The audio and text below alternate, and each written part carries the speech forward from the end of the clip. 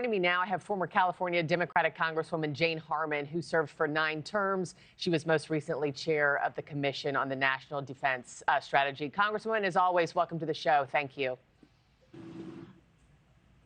It was a big weekend following the Friday fallout. I mean, you saw everything. Zelenskyy posting a video expressing gratitude toward the United States, but still calling for those security guarantees. The UK pledging billions of dollars to their fight. Trump saying we should spend less time worrying about Putin. Where does this leave the war, and what comes next, do you think? Well, it's still fluid, but I would say to all sides, take the win. This is a very good opportunity for Trump to get people behind the deal he's trying to make, which I think he can do, and take that win. It's a very good opportunity for Europe to be relevant again and provide much more aid to Ukraine, which Ukraine needs. Take the win, and it's a great opportunity for Zelenskyy. Friday was a mess, a total hot mess. And I think that what happened was provoked, frankly, by some of the vice president's questions. Zelensky's an emotional guy. Who wouldn't be if you're leading a country at hot war for 3 years? I don't blame him at all. And he did come to sign this deal.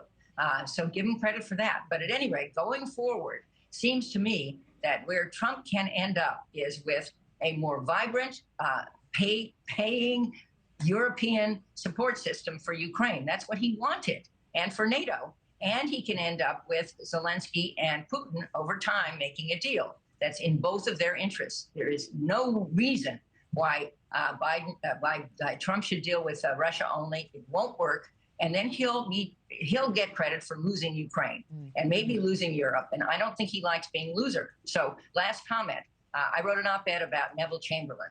Does anyone remember? I wasn't born, but somebody out there remembers that in 1938, Neville Chamberlain of the UK made a deal with Hitler to give Hitler Czechoslovakia because that was going to stop the Nazi assault into Europe. Well, guess what happened? And Trump doesn't want to be Neville Chamberlain. He wants to be a peacemaker. Yeah. We read the op-ed that you just penned for The Hill, and you argued in part that, quote, let me just read part of this for the audience at home. After all, our support for Ukraine has weakened Russia military, and that history teaches us that yielding to dictators such as Vladimir Putin can only buy time, which risks greater conflict. But President Trump, I know, maintains that if we keep on supplying Ukraine with these weapons, it'll just prolong the bloodshed unnecessarily and risk World War III. Why do you think that's not the case? Well, I strongly disagree. I fault President Biden, former President Biden, for not moving faster with weapons. If Ukraine had been fully armed 3 years ago or 2.5 years ago, this war might be over on much better terms for Ukraine. At this point, it's harder for Ukraine. And yes, they are losing territory. And yes, they have lost some territory. But I think the only way to get Russia to the table to make the right deal is to continue to be firm. And let's understand, Russia is continuing to bomb and hit Ukraine with drones, all kinds of damage. I think at least 50 people have lost their lives since Friday, and hundreds more wounded. That ain't fair. And Russia's using North Korea and arms from Iran and North Korea and aid from China to do this. So why shouldn't Ukraine have an equal chance? And oh, by the way, 3 years of fighting for freedom for the world. Democracy's on trial here. I think Europe's doing exactly the right thing. I think Keir Starmer looks terrific, and take the win. Before I let you go, I wanted to ask you one more question, because you now have CBS News and The Record reporting that Defense Secretary Pete Hegseth has ordered U.S. Cyber Command to pause planning against Russia, including a digital offensive.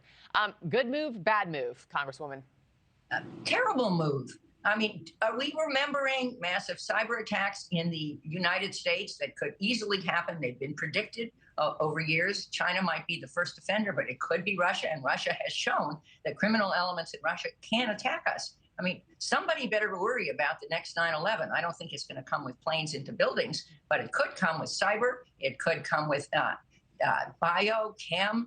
It could come with bird strikes. We just saw this FedEx plane crash. It could come in a variety of ways. And we have to have eyes on our target. And that depends on getting information from abroad. Finally, if the Five Eyes, these 5 countries that share intelligence, stop sharing intelligence, which is another possibility, I think we're going to be left in the dark. And I really worry about it. Thanks for watching, everybody. Go to joinnn.com to find NewsNation on your television provider. Also, don't forget to click that red subscribe button below to get more of NewsNation's fact-driven, unbiased coverage.